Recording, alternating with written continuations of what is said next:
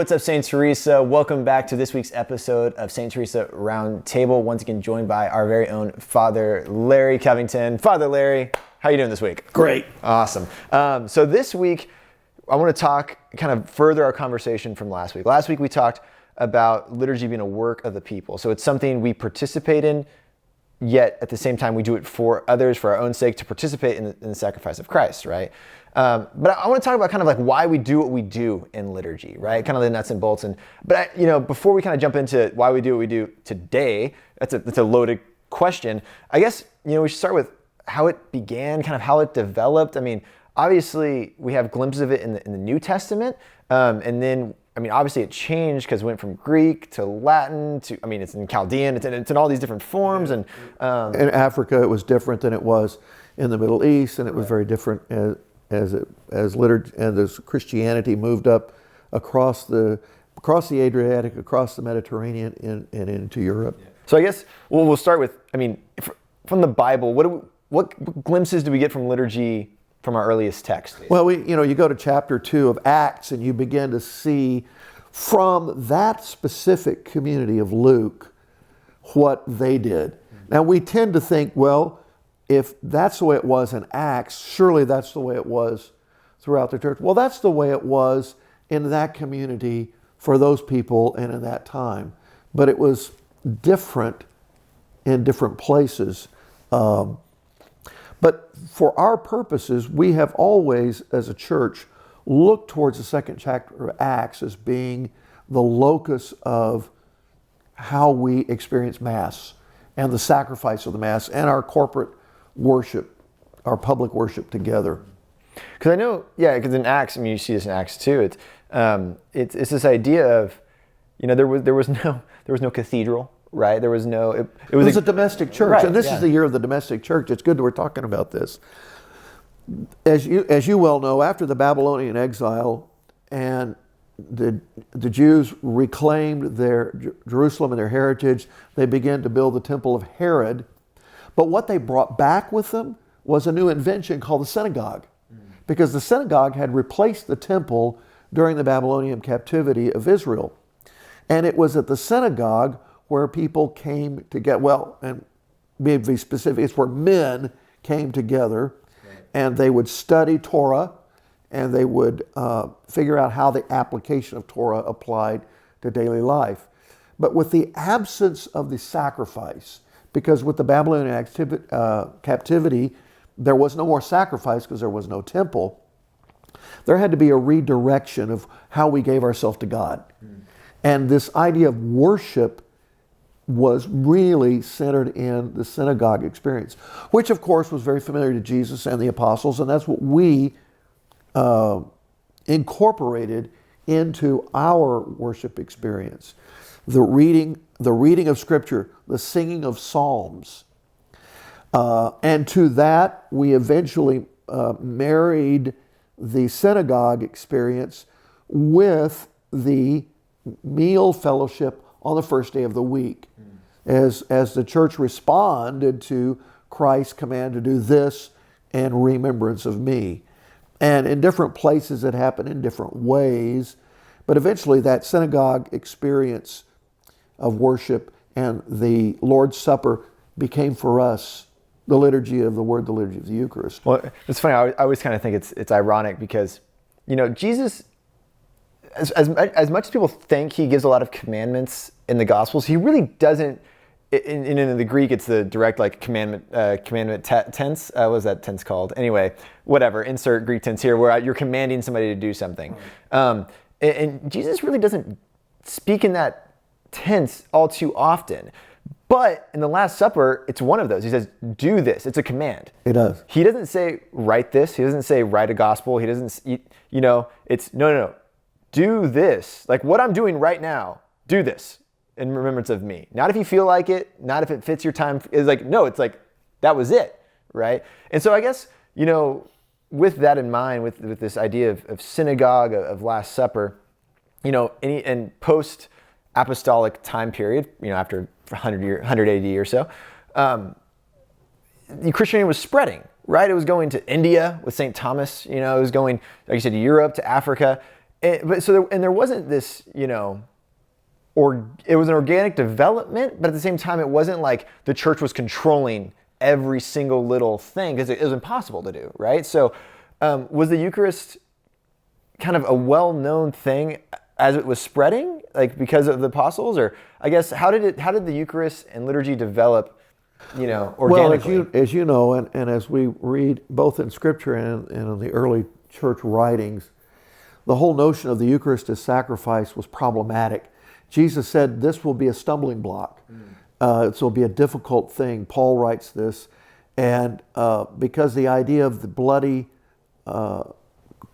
experience of Christ's ultimate sacrifice for us now being lived with the elements of bread and wine, becoming Christ's body and blood, cause people to level the charge against Christians as being cannibals. Right, yeah. Christians are cannibals. And the difficulty of overcoming that was one of the most difficult aspects of evangelization.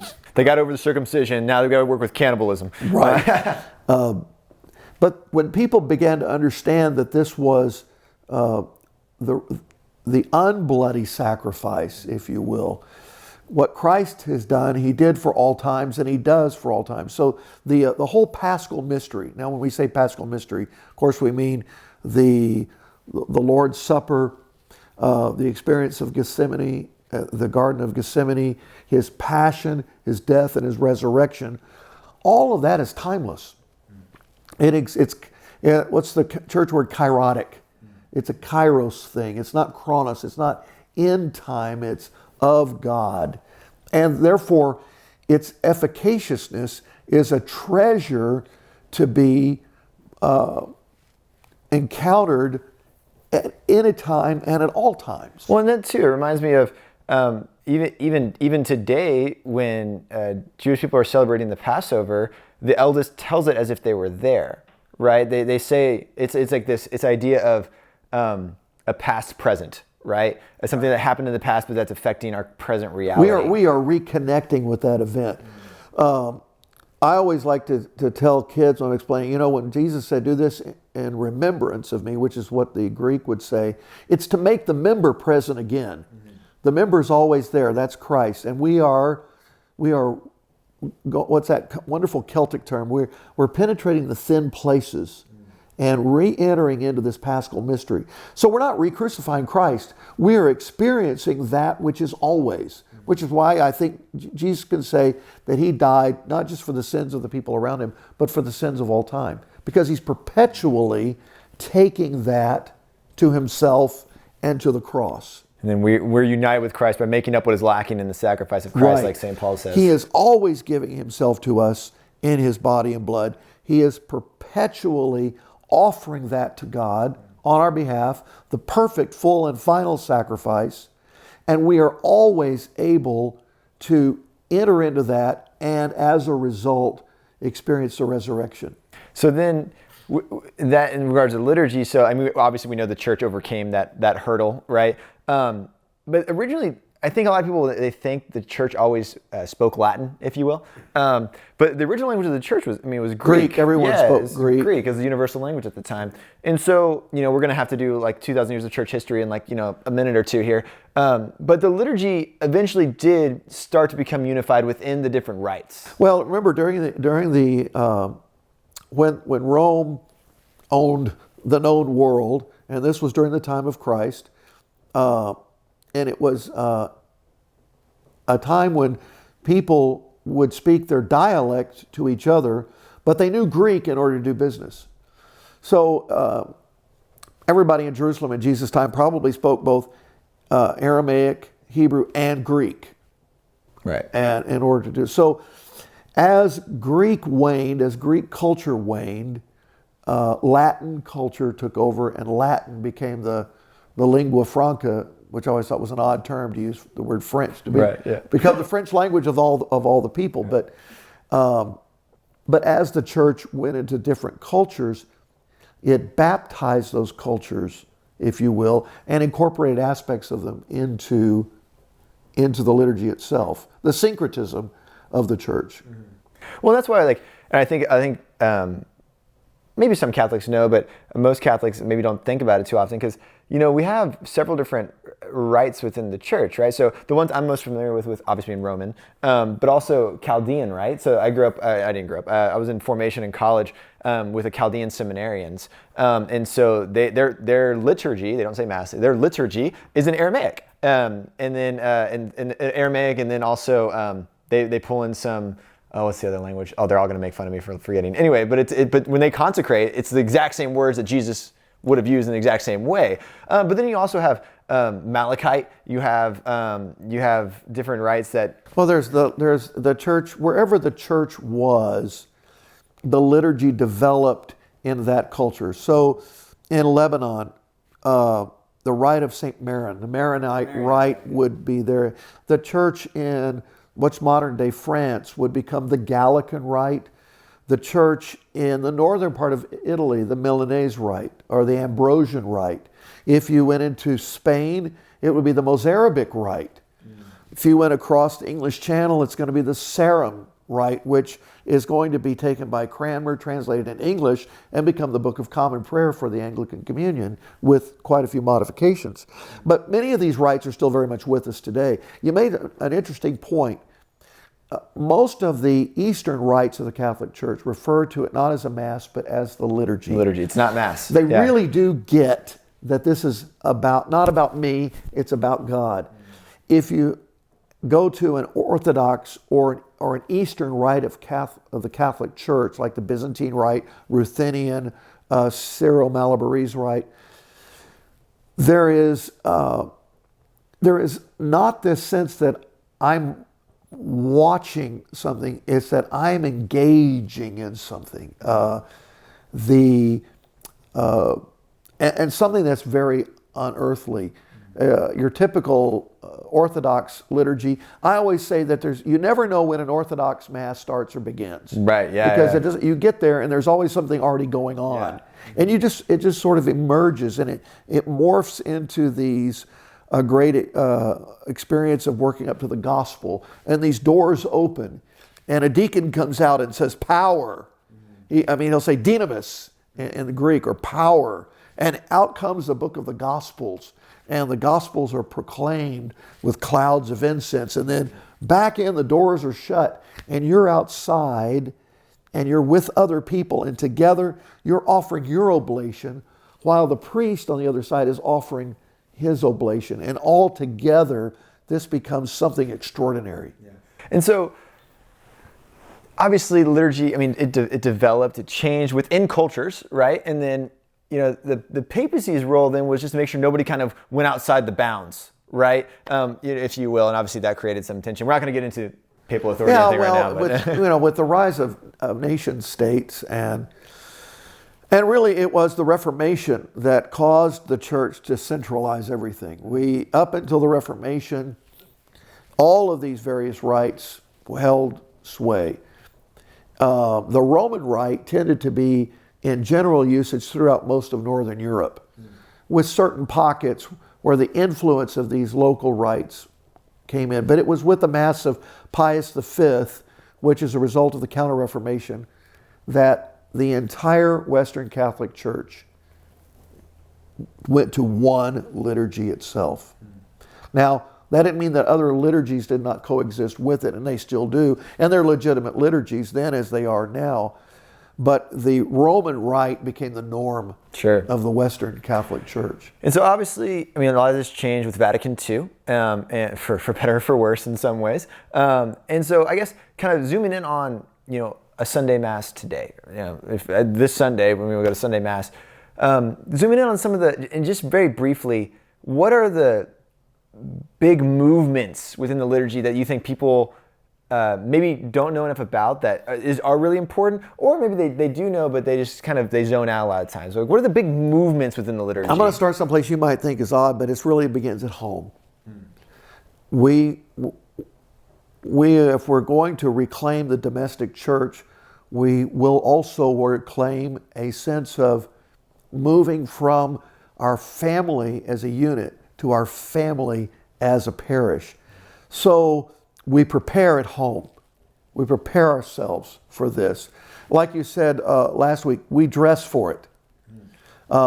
Today it seems like we dress for whatever else we're going to do that day. And just we've managed to work God in somehow. And that attitude says everything else is more important than what we're doing here. But we've got to begin to reclaim a sense of the importance of it. So that when we come early enough to center ourselves, to be centered and recognize that we're here as God and we are His people, then we have to enter into what the church has referred to within the last 40, 50 years as full and active participation. Singing, listening, engaging, receiving, and then an offering. We make an offer of a sacrifice of praise. Sometimes I don't feel like worshiping. Sometimes I don't feel like singing. Sometimes I don't feel like listening. Some people come to church, they sit there and they look at the priest and I challenge you to engage me, kind of thing like that. But we enter in recognizing that my prayer is that together we encounter something. Well, that phrase you said, the sacrifice of praise. Right.